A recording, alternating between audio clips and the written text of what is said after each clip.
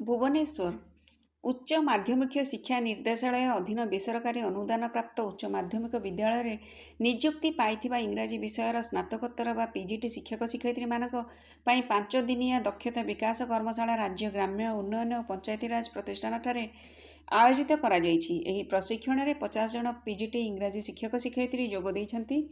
ଉଦ୍ଘାଟନୀ ଅଧିବେଶନରେ ବିଦ୍ୟାଳୟ ଓ ଗଣଶିକ୍ଷା ବିଭାଗର ଅତିରିକ୍ତ ଶାସନ ସଚିବ ଶ୍ରୀମତୀ ଶୁଭଶ୍ରୀ ନନ୍ଦ, ଉଚ୍ଚ ମାଧ୍ୟମିକ ନିର୍ଦ୍ଦେଶାଳୟର ନିର୍ଦ୍ଦେଶକ ଶ୍ରୀମତୀ ନିୟତି ପଟ୍ଟନାୟକ, ଯୁଗ୍ମ ନିର୍ଦ୍ଦେଶିକ ଶ୍ରୀମତୀ ସସ୍ମିତା ମାଳି, ଉପନିର୍ଦ୍ଦେଶକ ଶ୍ରୀମତୀ ସି.ଏଚ୍. ବିଜୟଲକ୍ଷ୍ମୀ, ଉପନିର୍ଦ୍ଦେଶକ ଶ୍ରୀ ଜିତେନ୍ଦ୍ର ନାୟକ ପ୍ରମୁଖ ଉପସ୍ଥିତ ଥିବାବେଳେ ଅଜିମ୍ ପ୍ରେମଜୀ ବିଶ୍ୱବିଦ୍ୟାଳୟର 2 ଜଣ ଅଧ୍ୟାପକ ଶ୍ରୀ ପାର୍ଥସାରଥୀ ମିଶ୍ର ଏବଂ ଜେନି ଆଲେକ୍ସ ଉପସ୍ଥିତ ଥିଲେ। ଏହି 5 ଦିନିଆ ଦକ୍ଷତା ବିକାଶ କର୍ମଶାଳା ଅଜିମ୍ ପ୍ରେମଜୀ ବିଶ୍ୱବିଦ୍ୟାଳୟର ସହଯୋଗରେ ଆୟୋଜିତ କରାଯାଇଛି।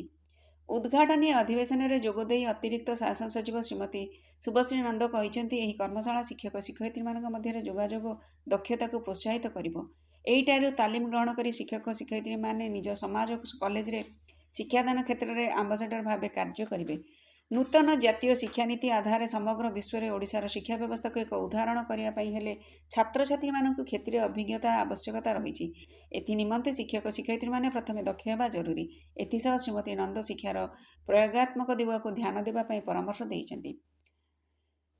ସେହିପରି ଉଚ୍ଚ ମାଧ୍ୟମିକ ନିର୍ଦ୍ଦେଶାଳୟର ନିର୍ଦ୍ଦେଶକ ଶ୍ରୀମତୀ ନିୟତି ପଟ୍ଟନାୟକ ସ୍ୱାଗତ ଅଭିଭାଷଣ ପ୍ରଦାନ କରିବା ସହ ରାଜ୍ୟର ସମସ୍ତ ପିଜିଟି ଶିକ୍ଷକ ଶିକ୍ଷୟିତ୍ରୀମାନଙ୍କୁ ପର୍ଯ୍ୟାୟକ୍ରମେ ସମୟାନୁସାରେ ତାଲିମ ଦିଆଯିବା ନେଇ ସୂଚନା ଦେଇଛନ୍ତି। ଏଥିସହ ଅଜିମ୍ ପ୍ରେମଜୀ ବିଶ୍ୱବିଦ୍ୟାଳୟର ସହଯୋଗ ନିମନ୍ତେ ଧନ୍ୟବାଦ ଜଣାଇଛନ୍ତି। ଉପନିର୍ଦ୍ଦେଶକ ଶ୍ରୀମତୀ ସି.ଏଚ୍. ବିଜୟଲକ୍ଷ୍ମୀ କାର୍ଯ୍ୟକ୍ରମ ସଂଯୋଜନା କରିଥିବା ବେଳେ ଉପନିର୍ଦ୍ଦେଶକ ଶ୍ରୀ ଜିତେନ୍ଦ୍ର ନାୟକ ଧନ୍ୟବାଦ ଅର୍ପଣ କରିଛନ୍ତି। ସେହିପରି ଯୁଗ୍ମ ନିର୍ଦ୍ଦେଶକ ଶ୍ରୀମତୀ ସସ୍ମିତା ମାଳି କର୍ମଶାଳାର ତଦାରଖ କରିଛନ୍ତି। ଏହି 5 ଦିନିଆ ତାଲିମ କାର୍ଯ୍ୟକ୍ରମରେ ପିଜିଟିମାନଙ୍କ ଦକ୍ଷତା ବିକାଶ ଉପରେ ପ୍ରାଧାନ୍ୟ ଦିଆଯିବ। ଶିକ୍ଷାଦାନ ଓ ମୂଲ୍ୟାଙ୍କନ ଅଭ୍ୟାସକୁ ସୁଦୃଢ଼ କରିବା ପାଇଁ ଏହି କର୍ମଶାଳାର ଆୟୋଜନ। କର୍ମଶାଳାରେ ଅଂଶଗ୍ରହଣକାରୀମାନେ ଶିକ୍ଷାର୍ଥୀମାନଙ୍କ ବିଭିନ୍ନ ଆହ୍ୱାନ, ଭାଷା, ଶିକ୍ଷାଦାନର ଲକ୍ଷ୍ୟ ବିଷୟରେ ଜାଣିବେ। ଏଥିସହ ପାଠ୍ୟକ୍ରମ ଲକ୍ଷ୍ୟ, ଦକ୍ଷତା ଆଧାରିତ ଯୋଗାଯୋଗ କାର୍ଯ୍ୟକଳାପ ଏବଂ ସମାଲୋଚନାମୂଳକ ବିଶ୍ଳେଷଣ ମାଧ୍ୟମରେ ପଠନ ପଦ୍ଧତି ଉପରେ ମଧ୍ୟ ଧ୍ୟାନ ଦିଆଯିବ। ଜାତୀୟ ପାଠ୍ୟକ୍ରମ ଓ ରୂପରେଖ 2023 ଅନୁଯାୟୀ ମୂଲ୍ୟାଙ୍କନ ଅଭ୍ୟାସ ଉପରେ ଗୁରୁତ୍ୱ ଦିଆଯିବ, ଯେଉଁଥିରେ ପ୍ରଶ୍ନପତ୍ର ବିଶ୍ଳେଷଣ ଏବଂ ଦକ୍ଷତା ଆଧାରିତ ମୂଲ୍ୟାଙ୍କନ ଅନ୍ତର୍ଭୁକ୍ତ। ସମୃଦ୍ଧ ଓଡ଼ିଶା